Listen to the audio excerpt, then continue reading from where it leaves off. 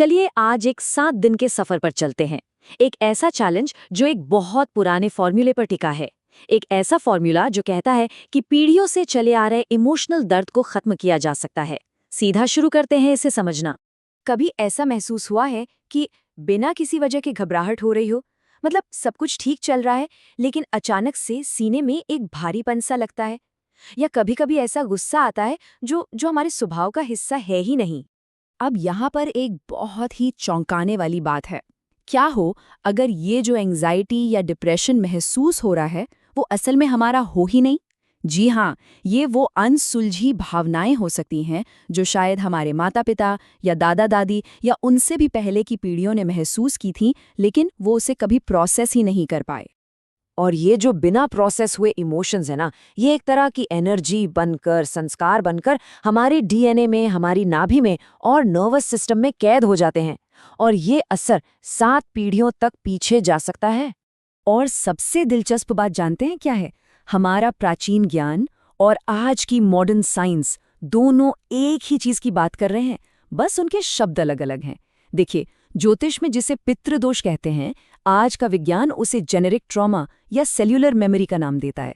बात एक ही है। इसको ऐसे समझने की कोशिश करते हैं। हमारा शरीर एक हार्ड ड्राइव जैसा है। जब भी कोई गहरा सदमा लगता है या जब रोना था लेकिन रो नहीं पाए, तो वो जो इमोशन की एनर्जी थी वो कहीं गई नहीं, वो वहीं हमारे अंदर जम गई, बिल्कुल बर्फ की तरह। तो फिर सवाल ये उठता है कि ये जमी हुई एनर्जी शरीर में आखिर जमा कहाँ होती है?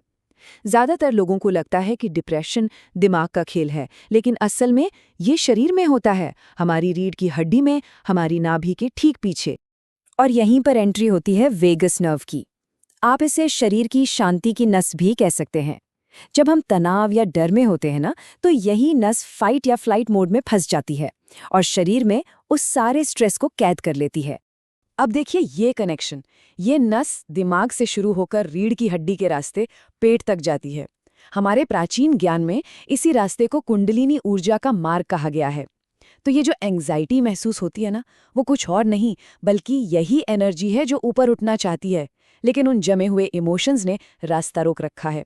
और ये सारी रुकावट, ये ब्लॉकेज नाभि के पास इकट्ठा होती है, जिससे हम मणिपुर चक्र भी कहते हैं। तो इसका समाधान क्या है? इसका समाधान है एक 7 दिन की क्रिया जिसे सोमैटिक रिलीज कहते हैं। मतलब शरीर के जरिए मन को ठीक करने की एक तकनीक, और इसके लिए रोज सिर्फ 15 मिनट निकालने हैं। इस पूरी प्रैक्टिस के 4 बहुत ही सीधे साधे स्टेप्स हैं। पहला, धरती से जुड़ना। दूसरा, एक खास तरह की सांस की क्रिया। तीसरा, शरीर में एक कंपन पैदा करना। और आखिर में नाभि को रीसेट करना। चलिए एक एक करके इनको समझते हैं। तो पहला कदम, ग्राउंडिंग। बस आराम से बैठना है, रीढ़ की हड्डी सीधी और हथेलियां आसमान की तरफ खुली हुई। अब एक कल्पना करनी है कि शरीर से जड़ें निकल रही हैं जो सीधे धरती के केंद्र तक जा रही हैं। ये बस शरीर को तैयार करने जैसा है ताकि वो नेगेटिव एनर्जी को छोड़ सके। दूसरा स्टेप है शिव स्वर क्रिया। ये कोई आम प्राणायाम नहीं है, ये एक ऐसी ब्रीदिंग टेक्निक है जो सीधा हमारी वेगस नर्व को सिग्नल भेजती है कि सब सुरक्षित है, अब रिलैक्स हो जाओ। करना क्या है? नाक से गहरी सांस लेनी है, लेकिन छाती में नहीं, सीधा पेट में। ऐसा महसूस होना चाहिए कि पेट एक गुब्बारे की तरह फूल रहा है। चलिए 4 सेकंड तक सांस को अंदर भरते हैं। 1, 2, 3 और 4। अब इस सांस को अंदर ही रोक के रखना है, बस 4 सेकंड के लिए। इस ठहराव में ये सोचना है कि ये सांस नाभि में उस दबी हुई एनर्जी को मथ रही है, उसे तोड़ने की तैयारी कर रही है। 1, 2, 3, 4। और अब आता है सबसे जरूरी हिस्सा।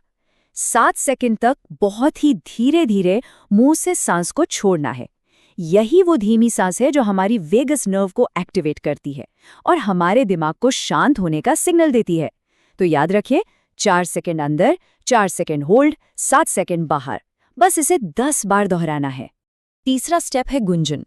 एक लंबी सांस लेनी है और सांस छोड़ते हुए मुंह बंद करके गले से हम्म की आवाज निकालनी है, जैसे कोई भौंरा गूंजता है।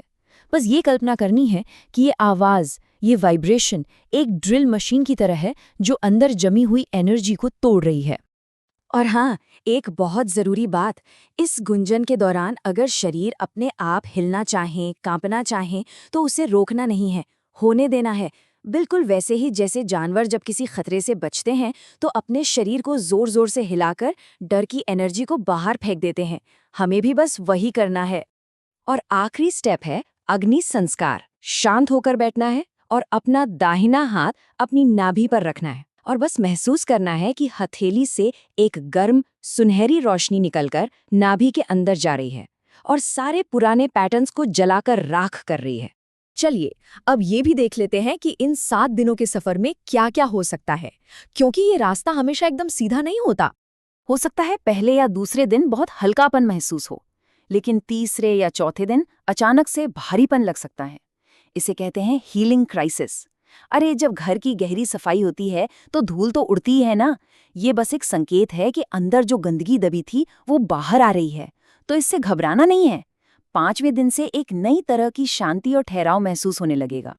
तो समझने वाली बात यह है कि ये जो पूरी क्रिया है, ये सिर्फ एंग्जाइटी को ठीक नहीं कर रही है, ये हमारे डीएनए की मरम्मत कर रही है। जब हम अपने ट्रॉमा को हील करते हैं तो इसका असर बहुत बहुत गहरा होता है। ऐसा करके न सिर्फ हम खुद को बल्कि अपनी आने वाली 7 पीढ़ियों को भी उस दर्द से बचा लेते हैं।